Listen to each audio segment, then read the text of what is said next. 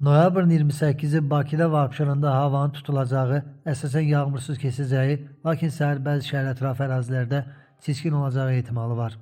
Milli Hidrometeorologiya Xidməti bildirir ki, şimal-qərb küləyi gündüz şimal-şərq küləyi ilə əvəz olunacaq.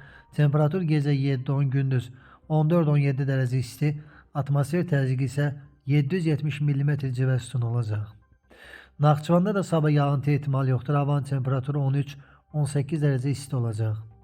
Azərbaycanın əksər rayonlarında sabah hava yağmursuz keçəcək, lakin gecə və səhər bəzi şərq rayonlarında çiskin, yağış ehtimalı var. Ara bir duman olacaq, mülayim şərq küləyi əsəcək. Temperatur gecə 5-9, gündüz 13-16, dağlarda gecə 2 dərəcə şaxtadan 3 dərəcəyə qədər isti, gündüz isə 7-11 dərəcə isti olacaq.